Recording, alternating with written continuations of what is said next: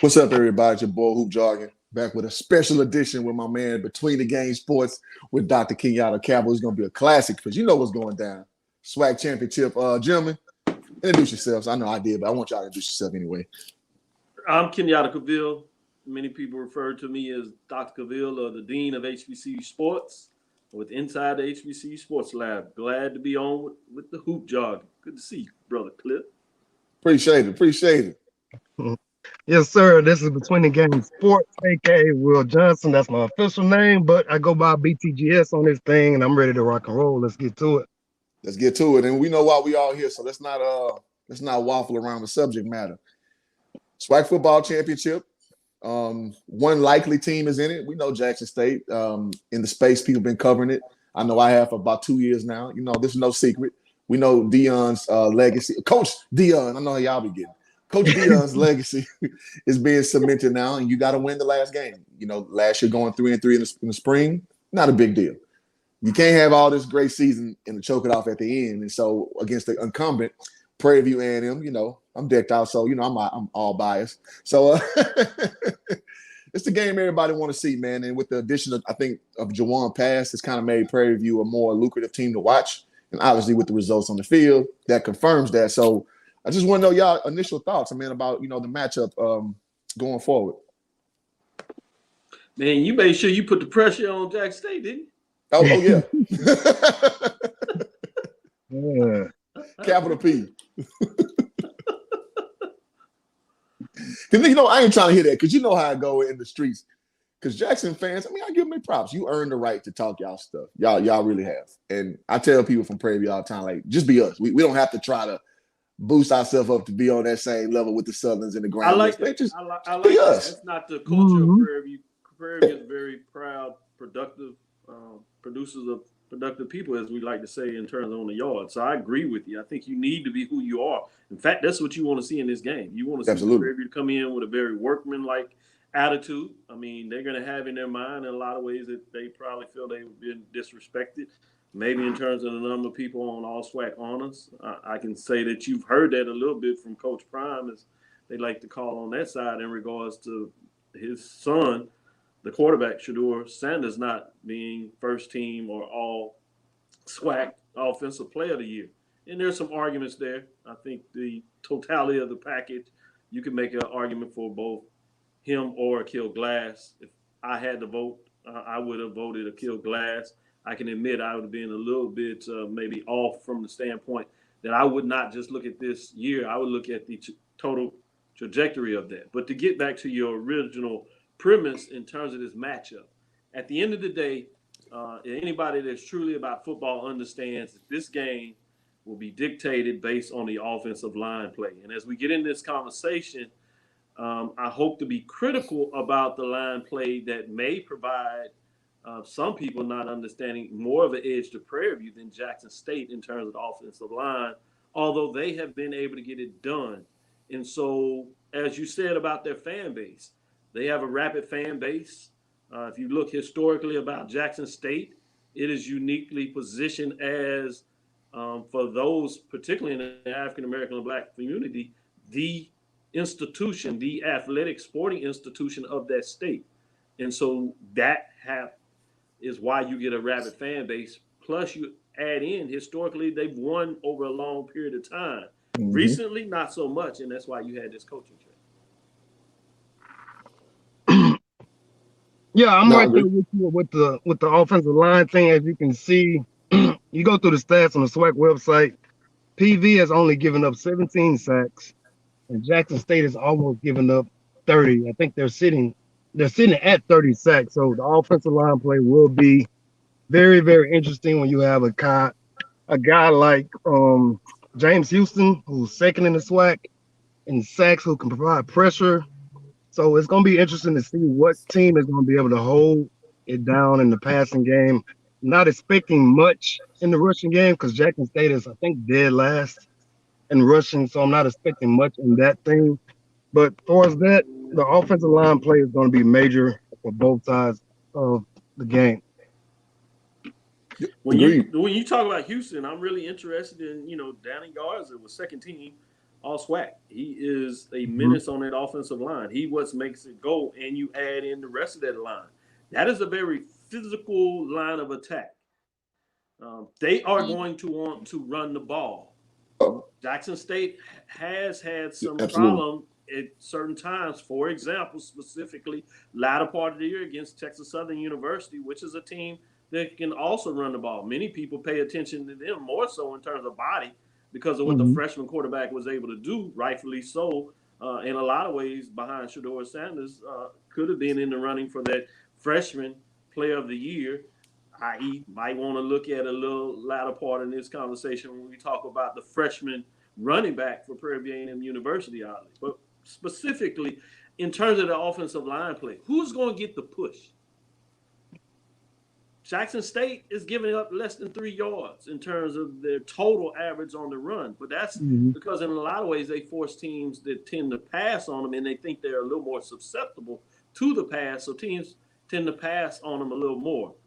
But teams that have stick to the run have had some general success on them. And so to me, that's going to be the fascinating part of this game.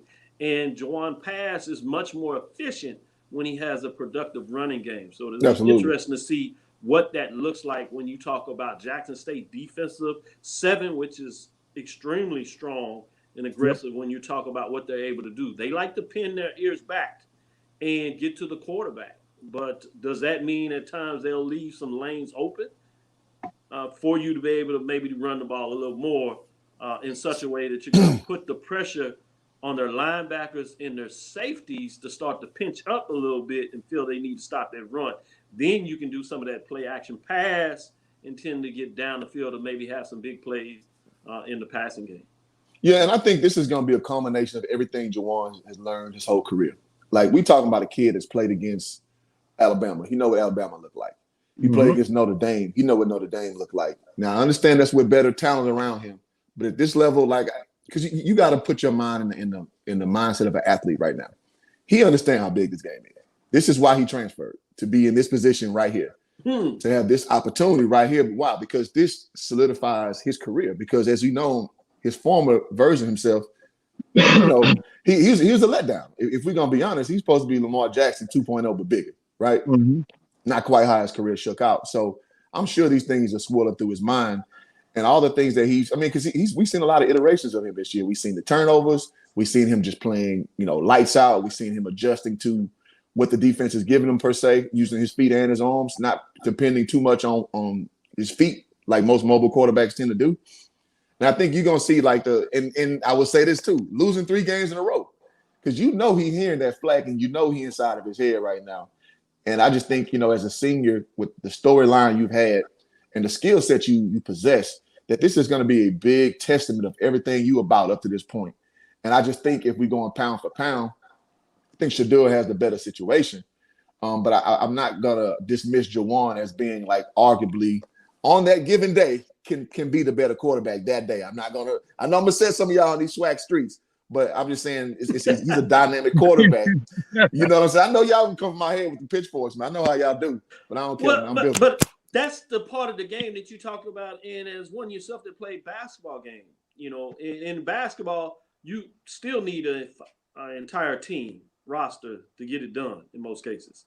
It is a sport that allows you, though, to have one superstar that can really help elevate a team. In football, it's a little more challenging. You can have a great running back. You can have a great quarterback. You can have a great wide receiver. But if you're not productive on the offensive line, none of those things are going to work. So when you talk about Shedeur, there's without a doubt a question. If you look at where he fits in terms of all his pieces around him, he certainly has had the better year. But we're talking about one game. And football is a game of matchups. And sometimes we forget about that because we talk about all these averages and all these different statistics to make our statement. But if we're really going to do justice to the game, we really need to start looking at the matchup. This particular matchup in terms of Jackson State and Prairie View, even more so. What is the matchup when Prairie View has the ball? What does that look like? What are the things that Prairie View wants to get done? What does Jackson State want to do on the defensive side against them. And then obviously you have to flip that in terms of what is Jackson State trying to get done when they have the ball. They're going to want to run the ball because they know that's going to be easier for them to pass. Can they get it done without running the ball? Yes, because they've shown they can do that, but it becomes a lot more challenging. Can Prairie View's front seven get it done against their offensive line to force them to pass the ball a little more? Our defensive back, if you would, right, our back four are pretty solid ball hawks. Mm-hmm. They've gotten their hands on a lot of interceptions. Valley is at the top there, surprising some folks, but Prairie View in their own right is pretty good in terms of that back four getting it done, particularly when Dumas up front is penetrating and getting that action and doesn't let a quarterback like Shador sit back there and make those passes. You do have to be careful, though. Shador has shown over this year that he is able to make pinpoint passes even when he's under duress. I love the way that he backtrots to get out of a sack and gives up ground just to have enough time to be able to make a pass. And he has the arm strength to still get the pass out. I seen on television against Southern one of the top pass plays I've seen on any level when he literally was taking 2-3 drops back to give himself a little more time, rolling off, and he threw a dart to the sideline on a 3rd and like 19 and got like that's big. Yeah, 16 yards. That's big. And put it in position on the 3rd down to get an easy first on another 5-yard pass play. He's able to do that. We cannot ignore that if you're talking about analyzing this game. So you can still put him under distress and still find yourself, if you're not careful, not getting a completion off the field on 3rd down.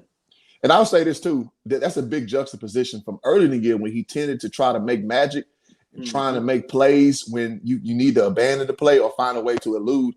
Like, for example, like one thing I liked about Tony Romo, I'm not a big Romo fan, but late in his career, he learned how to buy more time instead of press up the field. So that little spin move, he wait, and spin out of it, and it gave him some more time. If y'all remember, he did it on J.J. Watt and hit the guy. I forgot who he hit for the touchdown, but it looked like a broken play. Yeah. So Shador has gotten more of that in his game, and it's astounding that a freshman has that all in his pocket within the progression of 1 year. And I understand he's not your average freshman. I understand that. But I can just remember those early games against FAMU, against Valley. He just was pressing, like trying too hard, too quick. And if you just again trust your mechanics, you trust your play to materialize, and you'll see where he is now. The later iteration, which is he's dangerous even when the rest, is at his front door. What I love about Shador is that he doesn't make your typical mistakes from a quarterback standpoint. He only had 5 interceptions on the year for a kid to come in like that. And, your father is a Hall of Fame person. He's one of the most recognizable football players ever. And you to still be able to perform under that type of pressure, knowing people are wanting you to lose every single week, knowing people are wanting you to fail, and he still only had 5 interceptions on the year, that just shows how smart he is, how he's able to take the crossing routes. I've done about 5 or 6 Jackson State games, something like that, and I've seen him continue to hit that guy across the middle. And I don't know if he's playing or not, but this is going to be a big if for me. If Malachi Wyman is not playing, that really, really hurts Jackson State because he's 2nd or 3rd in the conference in receptions or something like that, and touchdowns. So if he's not playing, I expect Warren Newman to kind of step up. He's always my X factor because I don't think ultimate X factor, absolutely. I don't think anybody like can hold him. I can give you an update. He will play. It was a 1-game suspension from the fight. Okay. And so he'll be back for this game, not an injury. In terms of playing. And I want to say I'm in Tennessee State, not Valley. So I know y'all coming from me in the comments. Let me correct my statement. I like it though. You know what? I like it because the HBCU community has accountability with this, and that's why we cover this. Like it needs to be like this because if you look at any other conference, man, people are very passionate about their teams, and I'm glad that now with this Deion era, that is like that in these streets. Let me say that as we keep going forward. Yeah, and I would say that it's been out there, but he is heightened. Oh yeah, for sure. Gotten many more people to talk about the SWAC that weren't necessarily talking about the SWAC. Now, some of your blue bloods, if you would, in terms of fans, they don't necessarily like that. I think it's important, as you're pointing out. The more coverage, the better. And the fans just need to keep people accountable about the details that they don't see out there. But frankly, I like it. But back to some of those players when we talk. But before you go, Yada, before you cook, let me say this.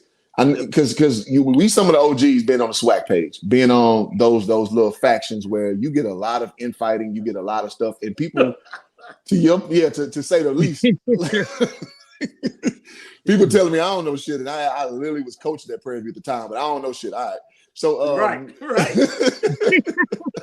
But I don't know nothing. They act like you can't draw a play. You like, man, we run the play every day. And the thing that's hard about it, I know this had to drive you nuts. You see a play, you know a play was called, you practice a play all week, and they will argue down that that's not what you called. Like, man, it came out of my mouth. It's a timeout. They can read what you said. They still gonna be like, nah, you ain't call it. What are y'all basing this stuff on? That's what I always say. What are y'all basing this stuff on? Because man, but it gets back to your point. I'll hand it back to you. They're fanatics. They're fans. They're fanatics. So sometimes we have to take that for what it is. They're passionate, but they're fanatics. They're fans. So it doesn't mean they're experts at their craft. And sometimes we get that confused. Yeah. That just because you are a fan of something and you may have played a sport when you were in high school, and some of y'all even in college, doesn't mean that you're an expert when you go into coaching, which is a whole different level of trying to understand the game. Mm-hmm.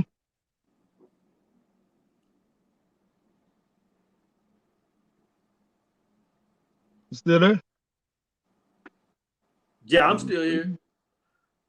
I think he's moving around and got a little internet problem there, but we can that hotel Wi-Fi, man. Yeah. With that being said, is I was gonna jump on there. I know he told me to take a break, but I'm sure he chimed back in. Is I was looking at that the defensive backside of Prairie, first team and second team, gives you some indication of Drake Cheatham. Yeah. And Darius Campbell. What do you think about those guys in terms of what they're able to lead? I didn't see much. I didn't see much of PV this year. I went back and watched some of the games, but Drake Cheatham, I believe he led the conference in interception with that 5. Yes. He's a ball hawk. Yeah, anytime you have a guy on your team that leads leads the whole conference in interceptions, you know he can play. And I also saw that he is probably like 4th in tackle. Yeah, they like to hit.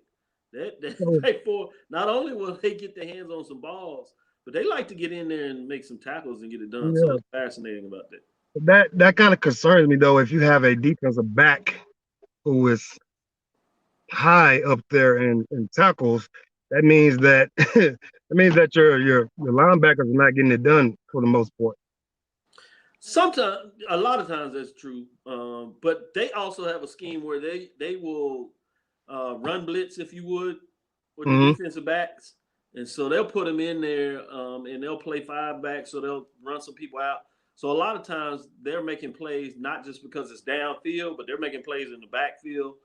At the line of scrimmage. So they use a mixed hybrid in terms of how those players like to play in the linebackers. Now, there is a concern in terms of the linebacker with Prairie View, as a couple of them are nicked up based on what happened in the Texas A&M game. So that'll be interesting to see the depth have to be played out in this game for Prairie View. Yeah, speaking of that A&M game, I was concerned about that. You go in there and you lose one. Who did they play before A&M? They played Alcorn down on the road, and that was that game that they lost on the controversial call a fumble late in the game.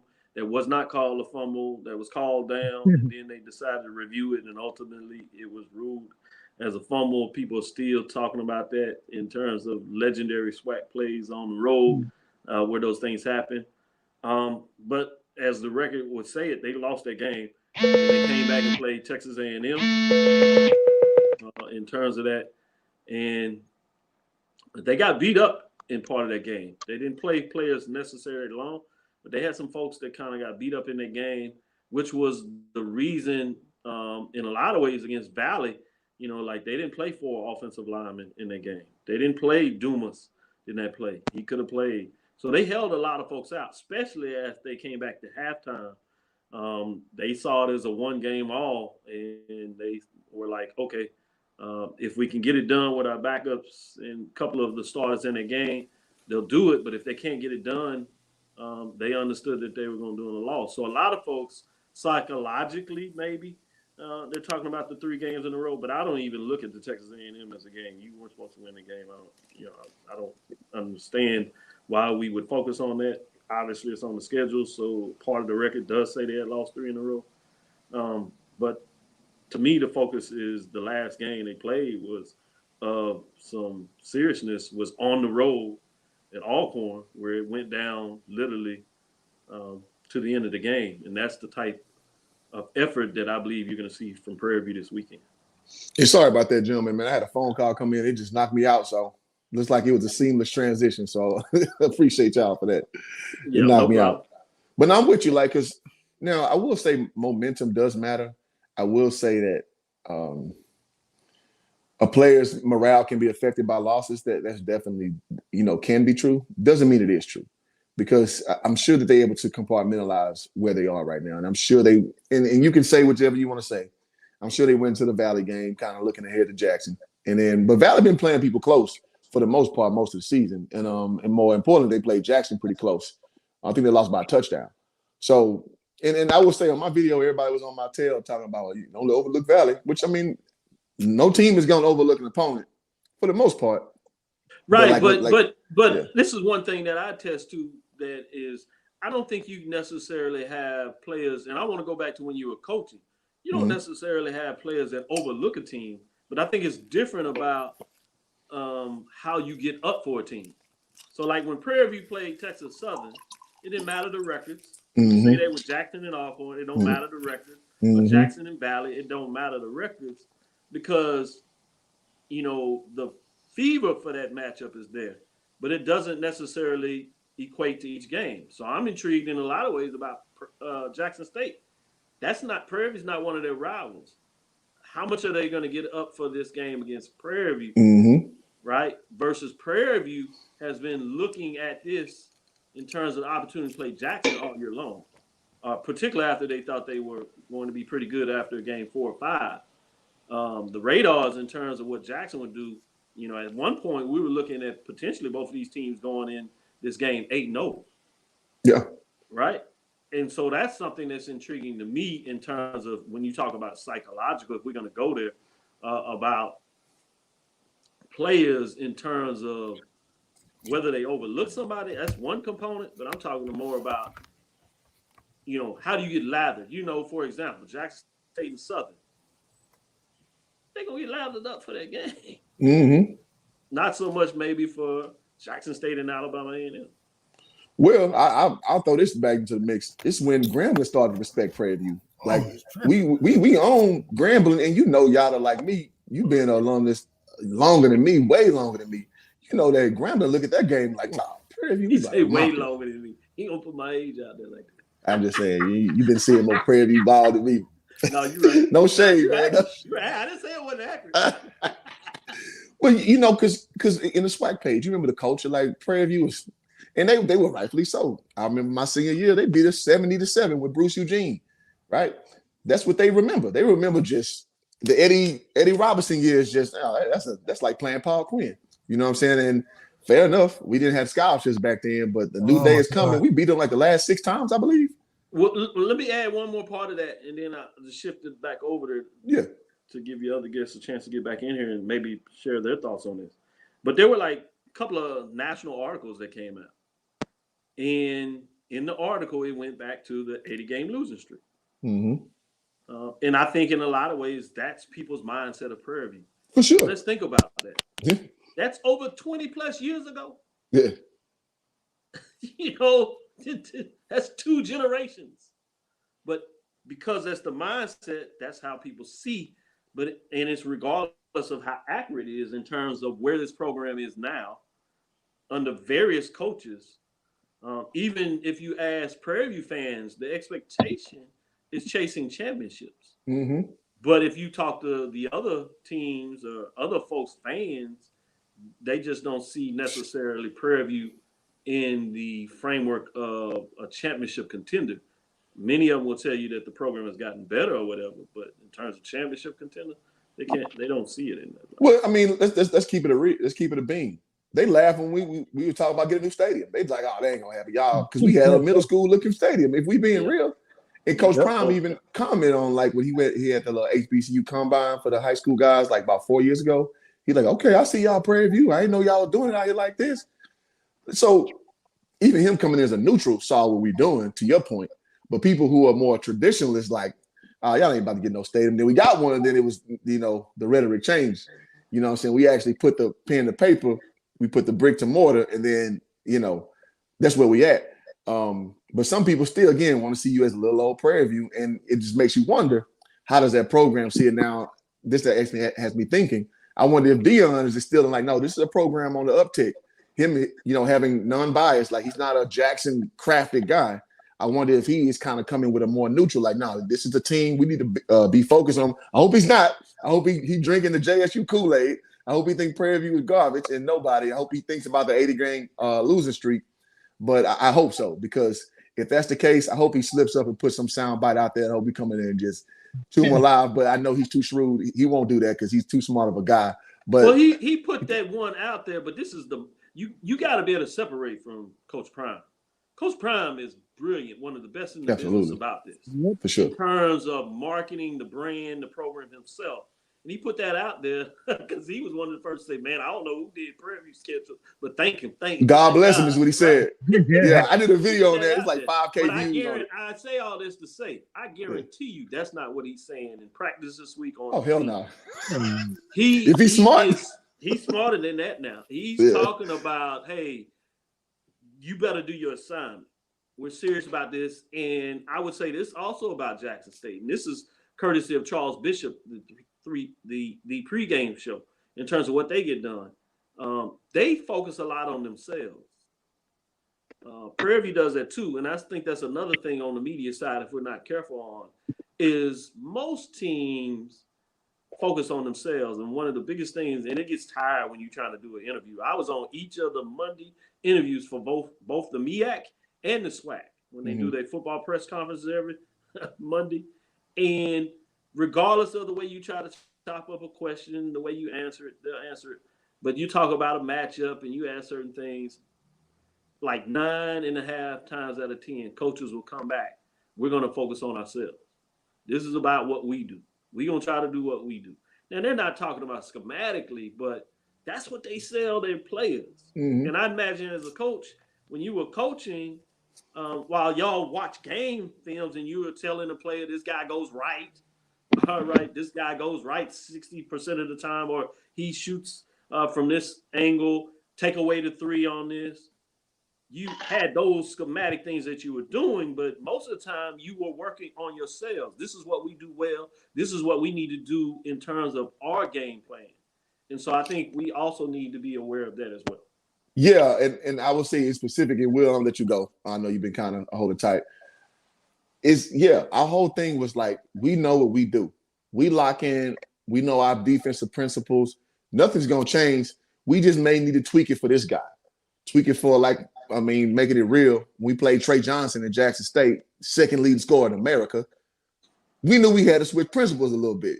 We know when Trey get the ball, he get the focus. We played Breon Rush at Grambling, third leading scorer in America.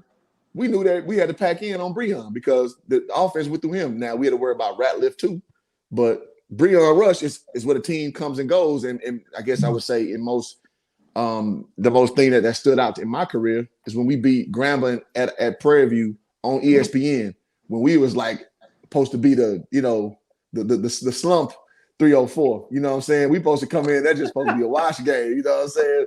And we beat them on national television is because we had that approach. It's like, yo, we know who we are. We've been dropping games, but this game, we know this is what they run. We're going to focus on Breon. We're going to take him out of his comfort zones, but we can still stay where we are. And we end up getting an upset that nobody saw coming because that year we won 2 games in conference, and one of which was against the best team in conference. You know what I mean? So, and it wasn't just happenstance because he had an off game. It's because we were locked in, and we saw it as a national game. We didn't want to get embarrassed on TV. At least that was our mindset in the locker room.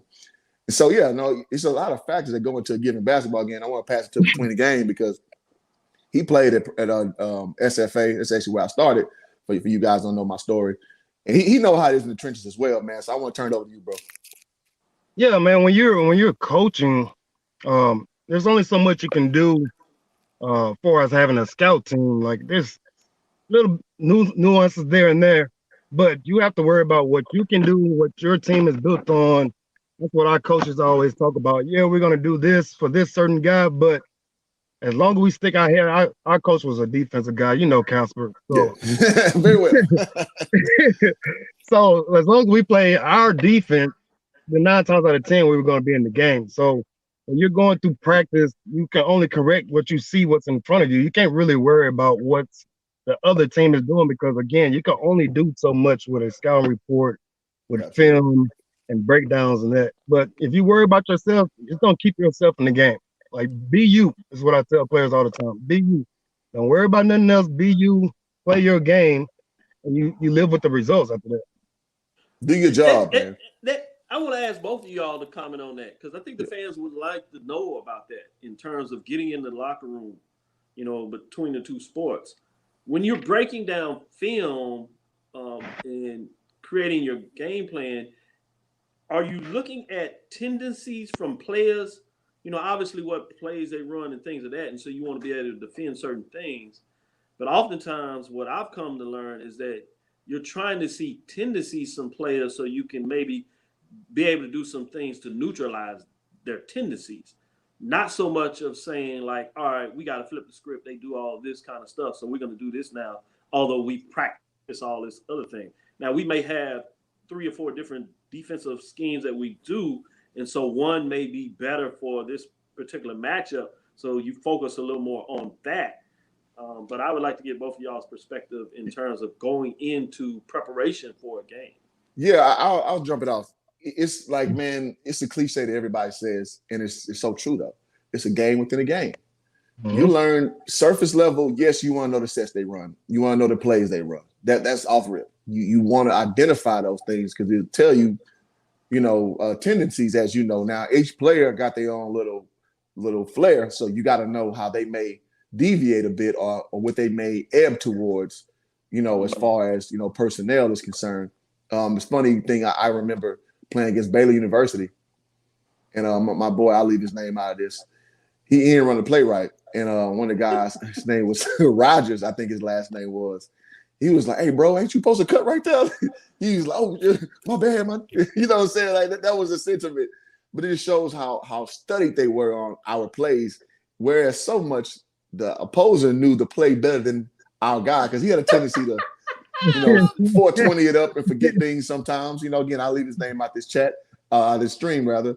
But it's just funny how trained they were to know the play better than us in certain spaces. So the way that, you know, translates to what we're speaking about this game, yeah, they know the play tendency. I'm sure they know the play count. They know that, you know, in third down, they want to run this.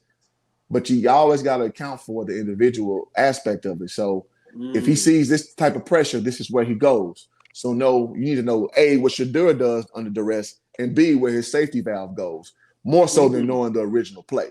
So you got to think on 2 levels before, like, idealistic or the breakdown. How do they react to both of those? Because if you bite on one, you're going to get exposed. We call that broken coverage, right, in the football world. So, yeah, those 2 things you always got to keep into account. And that's more of the player part. That's the player's responsibility to learn that. The coach going to give you the rubric, but it's up to you and your intellect to know, you know, based on that information, what do I know further and how do I react further to not get embarrassed? Because football is ultimately get embarrassed sport. You know, if you bite on one look and then you get caught with your pants down. Just saying. Yeah, what coaches' jobs are to put you in the best position to be successful. And that's the same thing with any other profession, I guess you can say, your boss or your mother, father, whoever. But I think the game has changed a little bit, especially in the basketball realm, the analytics that's in there now. We didn't really go over analytics and stuff like that. Hell no. You knew if you were guarding a shooter, he was a shooter. He ain't worried about if he shot 29% from 4 feet behind the line or something like that. if he was a shooter, That's true. That's so if he was true. a shooter, your job was to get over it, like no matter Yep. what. Yep. And so, but now there's a lot of more dribble drive stuff going on, and in basketball and football, I guess you can study a little bit more as far as like the quarterback's cadence or the way the center hikes the ball in certain downs and stuff like that. Mm-hmm. Or if the DB is playing you slightly inside, you need to go 1-2 here and get over on the top. I guess it's just different. I haven't played football in a long time, so I haven't been in a film session with football in a long time. So I guess it's just different in that realm, but it all plays the same. You study film as much as possible to give yourself the best advantage that you can have when you're going against these other players. So I guess it's about the same. I'm sure it is. Yeah. Like, because again, the coach, and that's why like I don't get so big on people ragging on coaches so hard. Because now if a coach is just being very negligent, you can kind of see the undisciplinedness. You can see guys just, you got the penalties going crazy. Of course, you can definitely see a lack of coaching in that capacity. However, the coaches, man, people just think coaches sitting around all week long. And, I guess we'll get ready on Friday for a Saturday game. Absolutely not. Absolutely not. So when I said in my video what Coach Prime said, God bless him for the video because he got 2 weeks, theoretically more prep time. I was like, you out of your mind to think Coach Dooley don't have at least 2 or 3 coaches getting ready for Jackson doing the Valley game. Mm-hmm. I'm sorry, you're just insane if you're not doing that. You're insane. You're being naive. Come on, even if the Valley game was contingent, like we had to beat Valley to go to the game, you're still going to put some coaches dedicated to Jackson. You're still going to do it because you still have to address that as a scenario. Now, it just so happened that game was meaningless, from a schedule standpoint as far as who you're going to meet in the championship. So I'm just like, come on, y'all. Like, y'all really got to peep in between the game because it does tell you that, well, me just being on the opposite side of things, being a coach and a player, it's a lot that goes into a product you see on the field, on the court. It's a whole bunch of backstory stuff that gets no ballyhoo. It gets no attention. But God don't, it's like with the tree in the woods theory. If the tree fall in the wood, doesn't make a noise. So people don't see that part of it, so they don't think it's part of the equation, but it absolutely, positively is part of the equation.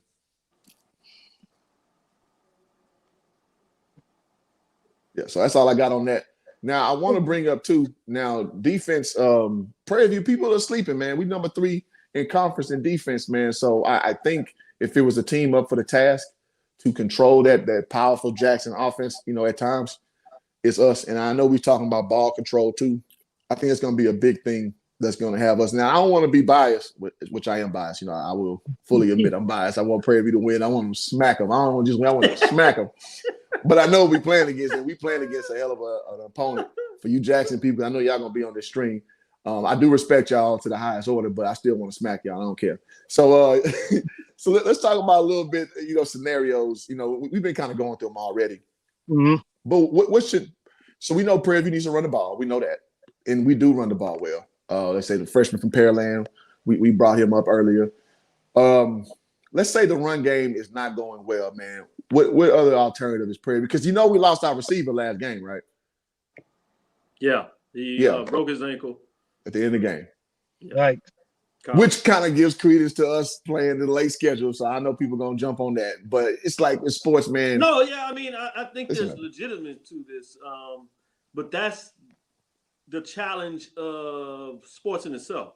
Absolutely. As the schedule was made out a couple of years before. In fact, this particular schedule actually goes back, oddly enough, as you talked about the stadium, it goes back to the agreement from the Texas A&M system to set up games between Prairie View. It was a 2-game partnership where they were essentially finding a way to give money from the system to Prairie View to help supplement building the stadium. First game was $450. This last game was $500. So essentially $1 million. Mm-hmm. So this game had been scheduled moons ago. And interesting. Instead of playing it early, they played it late because SEC likes to have a game before their big rivalry game, but they like to do it against FCC. You've seen that with Alabama playing these certain teams. Tennessee State, in fact, played Mississippi State. Interesting. It happened to be for them. It was their last game of the season. So next year when the schedule flips, Prairie View will go to Mississippi Valley, but it will actually be similar to what you've seen with Jackson State. It'll be the week before Thanksgiving. So this was just one of those quandary things. Prairie View did what was necessary to put themselves in position to run for a championship. So it became one of those conundrums in terms of how it worked out. And literally, it was just one of those things. Sports are like that, and if it's meant to be, it's going to happen. It was essentially on the second to the last play of the game, oddly enough. Yeah. So, more than anything, prayers goes out to him to make sure he has a full recovery as he's moving on, most likely to his second chapter in life. But he talked about on Twitter that he was prayerful that he was able to get up, have surgery, walk around in terms of having his faculties about him, but he had earned his degree. So credit to Collins in terms of what he's able to do. But one of the deepest positions at Prairie View are the wide receivers. Yeah. And so I think that's something you have to take into effect as well. The skill position in general, we're pretty deep at that, man. So that's one thing I can rely on. That's true. And that is not always running backs as well. Yeah. Now, what receiver was this? Is this Mr. Collins? What's his name? Collins. I think it was Mullins. Yeah. Antonio Mullins. Collins. Yeah. I think it's Antonio Mullins. So you're down. Now Prairie View doesn't have a receiver in the top 10. Mullins was your best threat. He led the team with 3 touchdowns, 47 catches, 570 yards. Now, I'm concerned with that because if this is your top receiver, that's your top playmaker in the wide receiving core, how are you going to deal with the guys like a Shiloh, who doesn't get enough credit, in my opinion? Then you got, what's his name? They call him Nugget, I think. Nugent. It's something like that. So these guys are heavy hitters. The Jackson State fans call them something, some headaches or something like that. So it's going to be interesting to see if those wide receivers can create separation, knowing that front seven of Jackson State is going to continue to bring pressure. I would expect Prairie View to probably do some draw plays, some quick screens, wide receiver screens, switch it up, got some plays that they probably ain't ran all year in the vault that they got to try to switch it up, because you got to slow down that front seven. You got to slow down Houston. You got to slow down Mr. Miller, Aubrey Miller, who I think had an argument to be on first team. That's a different story. So it's gonna be interesting. I'm ready for this, man.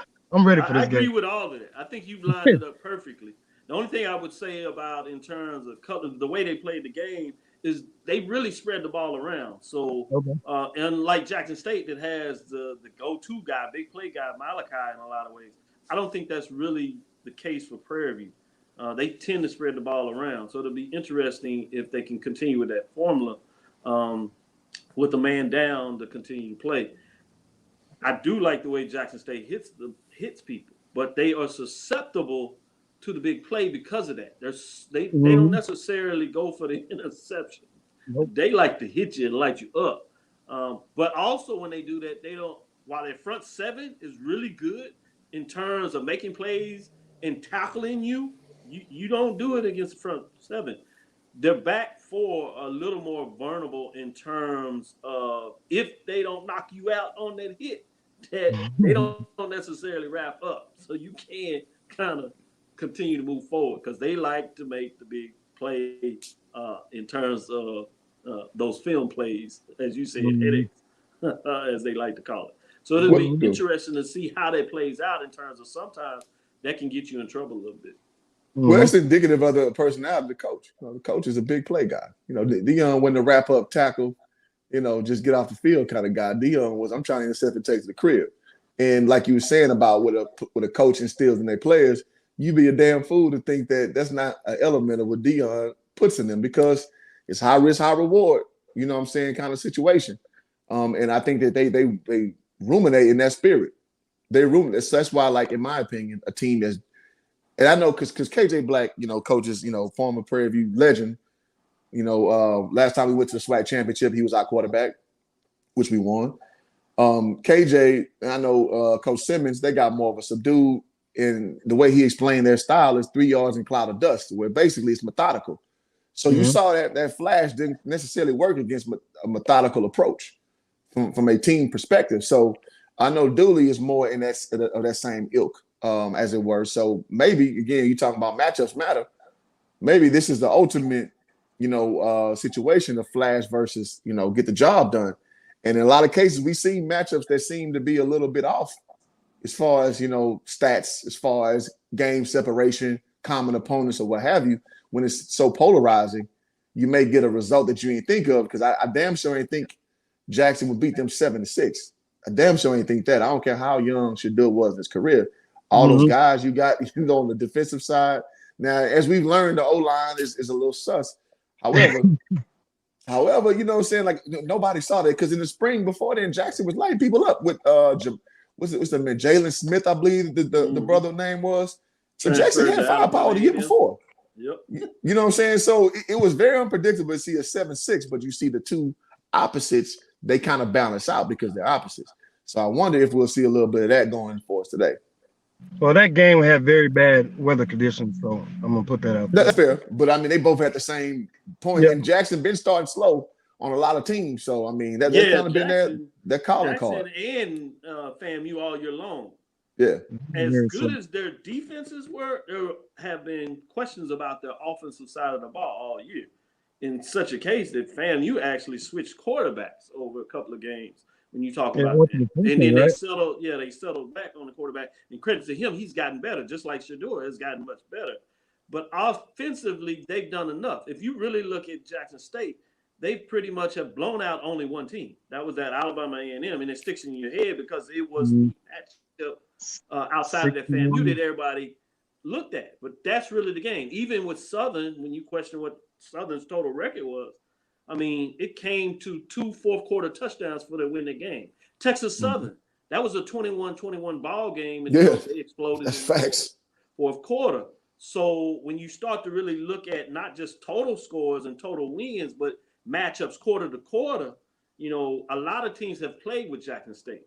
I think with anything, when you talk about Jackson State, to give them credit for, which really in some ways goes to the coaching part, is their ability to play a game all the way through. This is true. This is true. And I give a lot of credence to that, is that they're never really going to think they're out of a game. They've been behind in several games, especially late in the season, where they had to come up late and make a couple of key plays and get it done. And I think that's a good thing. But I do think it's dangerous, because oftentimes we look at records, we look at total scores, and we'll be like, certainly when you start listening to their fans, because they tell you they're just going to blow you out. And I'm like, man, y'all ain't blown nobody out in all year. You got to love Jackson fans. You all have won all but one of your games. And so that's two different things. I'm not saying you are not a good team, but I'm saying to the point is you're actually better in terms of your team being a team that knows how to win down the stretch. But blowing people out, no, not so much. And I think that's a lot of folks from Jackson State that look at the fact in their eyes that Valley is beneath them. And even though they struggled on the road, and literally with Valley was down to a last quarter play where the wide receiver took a up and out and housed it to give them the room to win by about 10 points or whatever.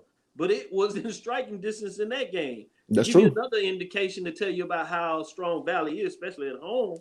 They lead the SWAC in interceptions. People didn't realize that. Their backs were talented. They led the whole conference in interceptions. They played FAMU tough. And in fact, if the running back that most people argue is one of the best running backs in this conference, if he doesn't slip on a fourth down play, they're probably putting in positions to win the game against FAMU, because they were inside FAMU's 12. He slips.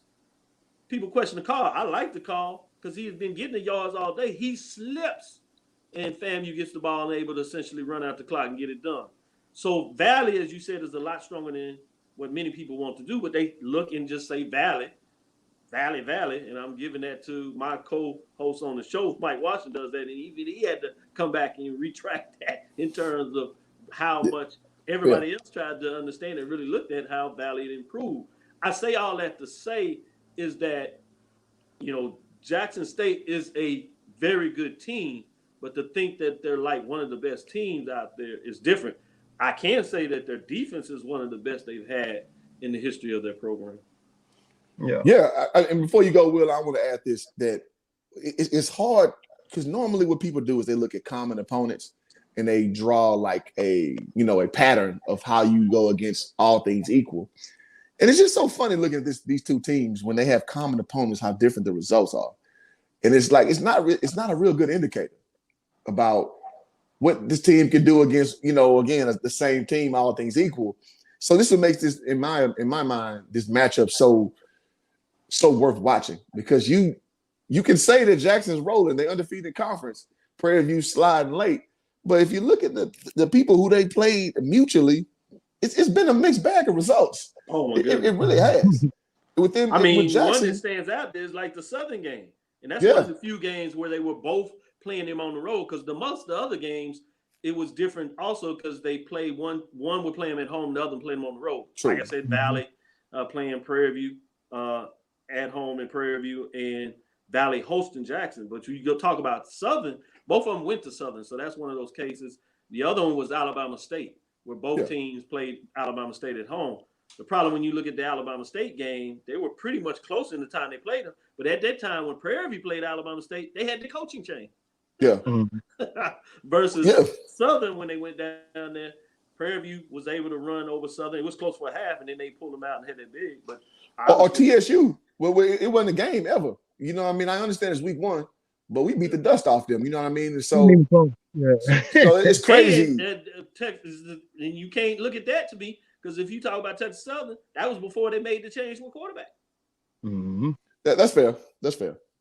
So I'm like, it leaves a lot of question marks though in the thing though. So that's what I'm saying. It's not finite about what team faced what, even though there's a lot of common opponents. I do want to say that. Go ahead, Will. Well, like I said, I've done a lot of Jackson State games because I'm a huge Deion fan. Been one since 90. No. Coach Sanders. Don't call him Deion. Yeah. Hey, I got a lot of Jackson State. Got a lot of Jackson State subscribers, man. They're gonna get on me about that. Yeah, but, they're hard to figure out because they're a good team, but they could be a great team. And I'm sure we're gonna touch on this in a little bit. But their penalties is what keeps them from not being a great team. They are 11 in the conference with 98 penalties, and a lot of those are false starts. And that comes from being disciplined and knowing what you're going to do once you get out the huddle. And so that's all. I'll say this to say that it's part of the reason why they start off so slow. It's because of the penalties. You get those penalties and you get behind the sticks, it throws off your whole dynamics, your whole game plan. And now you're trying to recover. And this is why they start off so slow, in my opinion. But then once the third quarter hits, it's just something clicks. It's something, they go in the locker room, they refocus, or whatever it may be. I don't know. Listen to a new song, change cleats. I don't know what it is. But the first half team and that second half team it's like two totally different teams coming out. And I don't know why people are, this is my next point. I don't know why people are expecting this to be a blowout. Like you said, they haven't really blown anybody out.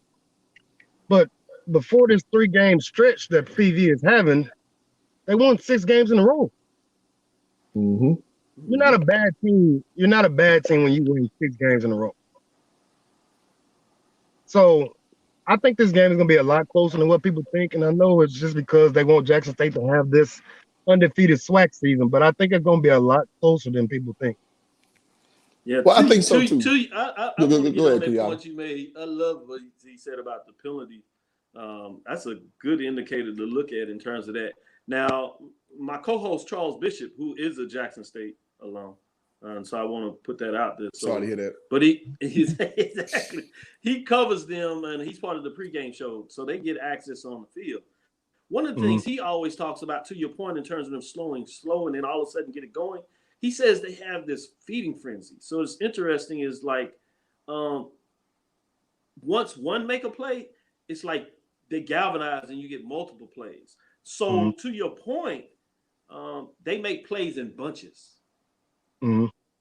And so it may start off slow, or they may make in that Alabama A&M game when they blew them out, it was total. But if you remember, they made those plays early, and then they also made a bunch in the second half, totality. But that is interesting to me when you talk about that fact that they do have points in the games where they get on these feeding frenzies. So the opposite of that, getting it back to you, Cliff, in terms of you pushing it back, is can Prairie View do enough stretches to not let them get in this piranha feeding frenzy, if you would? Yeah, and I think a good stat to reference is that we're the number 3 team in efficiency. So we don't turn the ball over a lot, and we don't get penalties a lot, which is very new to me because growing up watching, I mean by growing up as being a part of the program, watching, our football team out there, that whistle gonna keep going early and often. It is what it is. And I made a video about this before the season, like in the SWAC, you're gonna see a lot of whistles, of penalties. And we've done a good job of being more efficient, obviously, than the numbers show. So these are caveats we got to understand and to appreciate, in the sense that we're cognizant of, like, these things play in a given football game, not just the numbers like you led in earlier, Yada. Like, these little small idiosyncrasies definitely show you what a whole 60-minute football game looks like, because we control the clock well too. That's something we do a really good job of. So Jackson play another clock control team. I get is week 1 with FAMU. So you may see more of what you saw week 1, even though both teams are quote unquote best versions of themselves at this point. But those things matter. Like you said, with the feeding frenzy mentality, that's more of Deion's personality, like all of everything, because he put his career on that, and it worked for him. That talks about the depth of the running backs. When you talk about Stewart, Brooks, even obviously the quarterback, Jawan Pass, he'll run a little bit, but Mosley, Antoine, deep in terms of giving you running backs with different styles as well. Absolutely. Yeah, what you saying, Will? I'm looking at it now. Prairie View is number 5 in time of possession. There you go. Time of possession. That, like you said, with that freedom frenzy, are you going to be able to keep up if Jackson State gets on that roll like that? No. If they get the rolling, I don't see that. It can go from a really close game at any part of this game, and if they go on that frenzy, it can get ugly pretty fast in terms of that. That is not the type of ball game that Prairie wants to play. They want to muddy it up. They want to slow it down. They want to allow Jackson, if they make a play here and there, that they don't get into that feeding frenzy. That is a big play, they come back, whatever, and then stuff it out. If it gets rolling, they're in trouble. But historically, Prairie hasn't allowed that. Jackson State has had that. So, again, that's one of those things where you're going to see something has to give. Shedeur gets hot. Yep. Yeah, he as I said earlier, there's one thing about Shedeur, his game, and he's gotten better over the years. For sure. He is there. What I think, to his credit, that you want to watch in this game is he's really good about dissecting the game. So early, he may not see things in a certain way, but they'll give it to him, they'll look over stuff, and he'll start to figure it out. So to me, you're going to have to be able to change some stuff on him. Make sure he sees multiple looks. Make sure that you don't give him the same type of look throughout the game, because although he's a freshman, he's sharp. He's been trained, groomed for this his all life. They like to call him QB1. And so from that perspective, he will pick up things and he will learn it. So if you do that, you'll be in trouble. But the opposite of that happens. If you mix it up, he's shown you that there are some ways that he can get in trouble, and he will, not a lot of times, but he will give the ball away in terms of throwing an interception. When you get that interception, you got to make it count. What he's been able to get away with also is, though, if he does get in trouble, his defense has been so good that keep him in the game. Has time to figure it out later in the game. Right? Because his defense has kept him in all the games. Yep. And I would say this too, to try to put an exclamation point on what I'm saying. We're actually the second least penalized team in the SWAC. So we're a pretty disciplined ball club, man. So that's those things you got to take into account. that we aren't going to be out of character. We're going to be who we are. And that definitely makes a lot of I juxtapose that to my Cowboys, man. We seem to always find a way to make the wrong play at the wrong time, and it costs us valuable possessions. And I think with this Prairie View team, you see a team that they're locked in principle. And sometimes principle can overcome talent, man. We've all played. I will put it this way. We played against my junior year, we played against Louisville. And we lost by like 20, expected, 20, 25, I want to say. But that was a good, quote unquote, a good SWAC loss, right? The next game we played against Richmond Spiders. We were up on them like 15, came back and lost. They just started running Princeton. We couldn't, I could not go at the back cut. When they just consistently gonna send that 4, man, dive into the basket, man, I fouled out 5 points, 5 rebounds, 5 fouls in like 15 minutes. Because it was an antithesis of the whole game. It just was they were executing, and once we came out beating their ass, they were resorted to like, we gonna keep doing what we do, methodical. We couldn't handle it, and we ended up losing that game by like 20 as well. But it wasn't the same kind of game as the Louisville when we had playing against obviously a better team. They were number 16 in the nation at the time. You know, playing against a team that Richmond, I'm sure that they ain't probably win their conference at the time. So the point I'm making is a team that's more methodical, more disciplined, you may find yourself falling short to them because they're just going to keep staying true to who they are, like you were saying earlier with the film session, staying true to what we do. And what you do is more discipline. You can surprise a team with obviously more talent, more athleticism, more ability if you just stay disciplined and don't let the referees, quote unquote, manipulate the outcome of a result of the game. Discipline frustrates a team who likes to hit the home run. Absolutely. Like to score quickly. So if you're disciplined on offense, like you said, going down the field, being methodical, taking your time, getting 4 or 5 first downs each drive, that's going to frustrate a team defense in Jackson State who loves to make the big hit, who loves to make the big play. And then you'll see those guys become even more undisciplined and missing more tackles and getting past calls because they're trying to get the ball back and get off the field. So that's going to frustrate the defense. Then when that happens, that frustrates the offense. So if PV can stay true to themselves, like we've been talking about it, they have a chance. They have a shooter's chance, in my opinion. I'm with that. So let's land the plane on this show. Y'all, I know you got to head out to Jackson State. Jackson, Mississippi, where all the pink Cadillacs and the old players with the yak reside. That's Atlanta. That's where you at. Well, Jackson a baby Atlanta, so in all them Alabama places. That is true. Yeah. So man, let's land the plane. Let's go with let's just. I like doing this on my show. I don't like this one for this game, but I'm gonna do it anyway. I'm gonna stay true to what this brand gives you. Let's go with predictions, man. What do you predict for this game? Who want to go first? Who wants to be the? I'll go first. Oh, man, I'm going. I'm gonna put everybody in solo mode too, so you can own what you say. I think I'm gonna go 31-24 Jackson State. 31-24 Jackson. All right. 31-24 Jackson State. I think that Shedeur is just gonna make a play late in the game that's just gonna kind of seal it. Maybe he has 3 touchdown passes, maybe 1 rushing. What was that? That's what, 28? Field goal.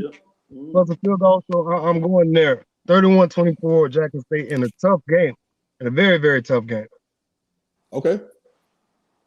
Y'all, what you got? I'm not into the scores, but I usually don't do predictions. But you don't have to, man. So I'll give the prediction in regards to this. I think it's a little lower score than what you said there. Same here. But I'm gonna go with the upset. I think it's gonna be close, but Prairie View finds a way to hold on and pull it out. Because Jackson State is gonna be chasing from behind in terms of the clock. Because Prairie View is able to run the ball, stretch out the game, and keep Shedeur off the field. But he's just not going to have enough to get it done in terms of the clock running out. So Prairie View gets it done. You know what? I'm going to break protocol. I'm gonna take the weenies way out. Because I can't put that bad juju in there. I can't. Because my head obviously says, my heart obviously says Prairie View. My head says more Jackson. Mm-hmm. If those two entities fought, I'm going to say, much to Yada's point, it's going to be more like a FAMU type of game. Because I think the mental lapse that Prairie View's gone through, you're going to see that culminate into it. Because I think, in my opinion, I think they got up for the A&M game, but close and often you saw that, you just playing an inferior product. So I've been there. It is what it is. I lost to Texas, University of Texas by 71 in a Prairie View uniform. So I understand. I lost to University of Florida by 60. I understand. Because those games we were hyped up before the game. And then once you saw the talent separation, you're like, all right. It is what it is. It is what it is. You learn the difference between professional. So to juxtapose this properly, Texas had LaMarcus Aldridge, PJ Tucker, Boobie Gibson. They had 3 NBA players.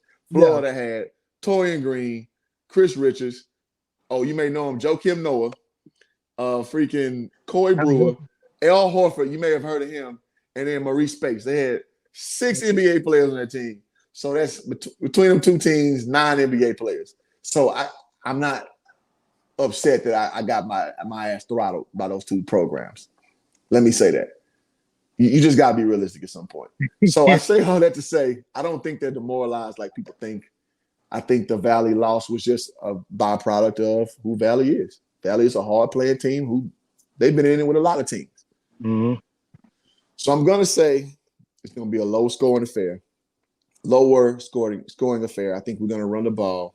And I think this is perfect grounds for the underdog, who in my eyes in a normal giving year wouldn't be an underdog, but this year is an underdog, can get the victory. That's what I'm going to say. And I hate this because I want Jackson to run the table because it's good for the brand of HBCU.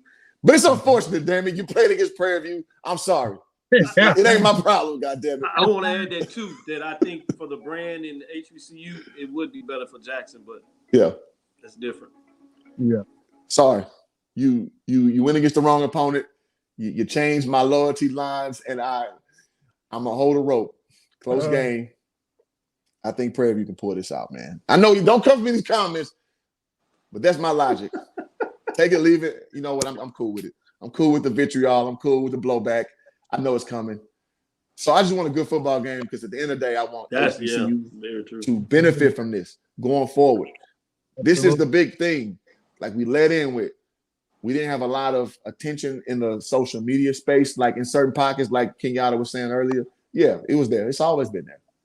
But for mainstream social media entities, this is very important moving forward. And so I just can't say how I'm so happy that this is going to be on ESPN too. And I know SWAC Championship games have been on there before, but I think this is going to be one of the most watched. This is the most watched one. Not even close. So this is good for the space. It's good for the sport. And I wouldn't even be surprised if they flip us into ESPN1, man, at some point. So we'll see. Well, no, you know what? Actually, I think the SWAC Championship game been on ESPNU. So I don't think it's been on 2. So this is on ESPN2. I have to look. No, it's usually on ESPNU. They flipped it. They've already pulled it up, so it's on ESPN. Shows you the uptick of what you're seeing in the coverage of the SWAC. Okay, yeah, I was thinking as I was talking, I was like, it's ESPNU, which we like. We used to love just getting ESPNU games back in the gap. Mm-hmm. So it just shows the forward nature of this. So, man, I got Prairie View and a dusted up, ugly ass game, and I don't care. But if Jackson wins, man, I'm gonna be upset, but I still think it's a good brand for the storyline. It's a still good promotion of what we're doing to have Dion elevated to where he is. So I will say that, man. I'm never this soft, man. If we played anybody else, I'm like, the last thing I'll tell you about the storylines that go well. Obviously, the big storyline is you have Coach Prime going home or going back to Atlanta for the Celebration Bowl. So that's huge. You got a SWAC team going in undefeated. A real chance for the SWAC to get back in the winning column. The only team that has won for the SWAC is Grambling against North Carolina Central. The rest of the time, A&T has taken down Alcorn State. So that's going to be fascinating. On the other side, you do have the fact that if Dooley wins, he is heading back to the celebration. A lot of people don't realize, because he was the offensive coordinator when Grambling defeated North Carolina Central. He was also the offensive coordinator, however, when they lost to North Carolina A&T. So he would be going back. So you got storylines either way. And I put a little teaser at the end, sprinkle a little teaser. There are a lot of rumbles that Dooley is on the way out too.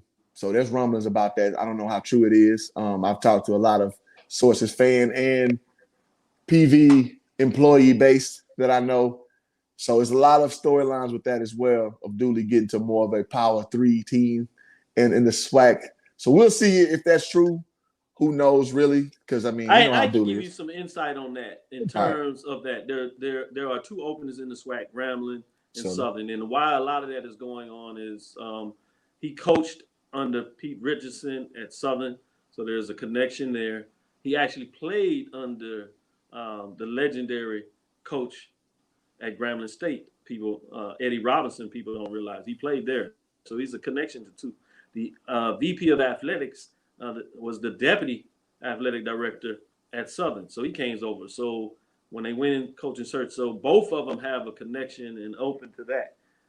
Last week when he had recruits on the campus, and he was talking about his option there. His agent is negotiating a deal, and what his agent is doing is trying to get the best deal on the table. It's going to be interesting in terms of what is that deal is. I don't think he has made a foregone conclusion, and a lot of things are out there. I think he's going to weigh his options, for sure, which any good individual should do in regards to who is going to give him the best opportunity to continue to win championships in terms of resources, years on his contract, and obviously the total amount. And that I can tell you unequivocally, that hasn't been made yet from any of those institutions, because he's made sure that they understood they had to wait until this game was played. Fair enough. And that's where the legal stuff becomes what it is. And if Coach Dooley bounces to go to Southern, I don't blame him. It's just a big entity, man, again. But hey, at the end of the day, Prairie View is Prairie View. I will say this, though. If he goes to Southern, it's not going to be a financial thing. It's going to be because of maybe the brand or whatever. Oh, yeah. But the financial backing in terms of being in the Texas A&M system, I can assure you that Prairie View has the money in terms of, and they've already put a significant offer on the table in terms of what that looks like. Again, his agent is doing what an agent does. You've been in the business in terms of your contract. He's trying to negotiate for the best contract. That's different between what's out there. When you're in a competitive market, when you have other folks who have your service, what does that do with what you put on the table? It drives it up. So he's in a position, since they didn't sign him earlier now, you drive it up as high as you can in terms of the marketplace. So all this talk about him going here or whatever, that's fan interest in regards to what they want to get done and the perception they have in their program, rightfully so. But don't not be mistaken that he has a great deal of respect for Grambling. So even if he goes and leaves, it's not assuredly it's going to Southern. It could be much as anything going to Grambling in terms of their support. He has a great relationship with the VP of Athletics there, Dr. Travion Smith. Again, he would be going home to his alma mater. He played for the legendary Eddie Robinson. So in some ways, there's a bigger connection with him going to Grambling than the Southern. Man, quick before we go out, how do you feel about Eddie Robinson Jr. going to Alabama State?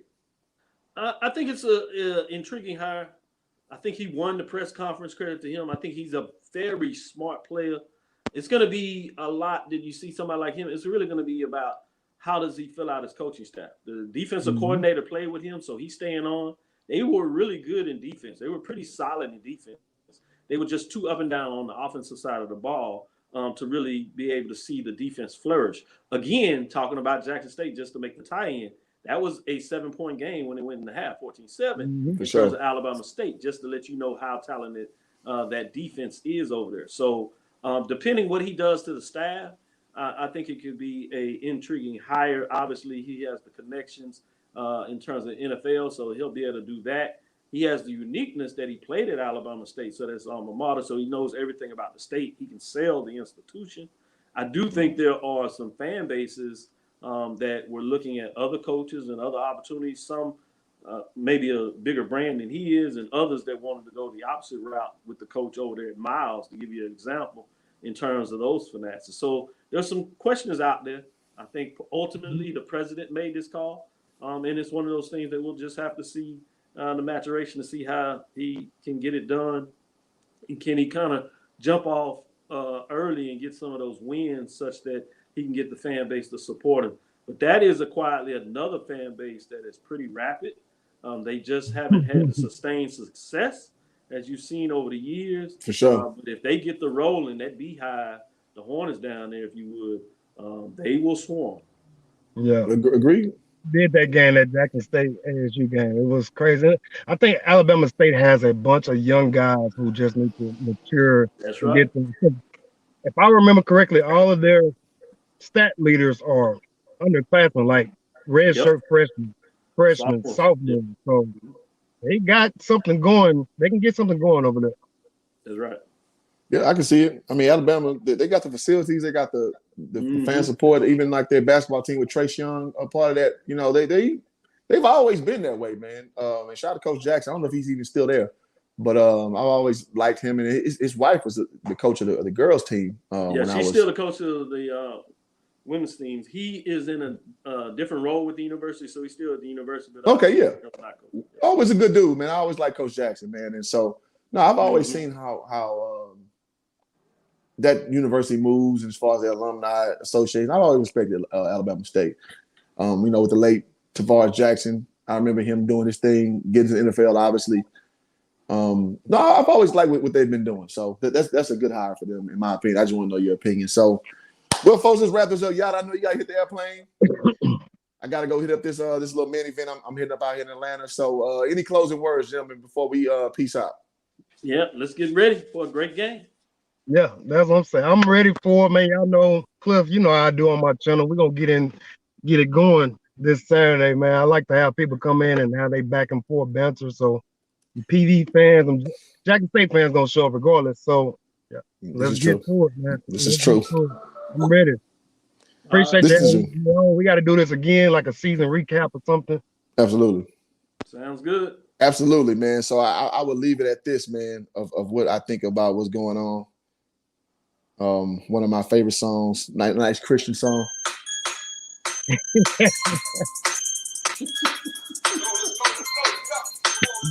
Let's get it. They'll give you buck, baby. This is gonna be a hell of a competition. This is gonna be a hell of a matchup, and I'm glad that the Prairie View University is a part of this. And nothing will give me. This will be my Christmas present. We win this game.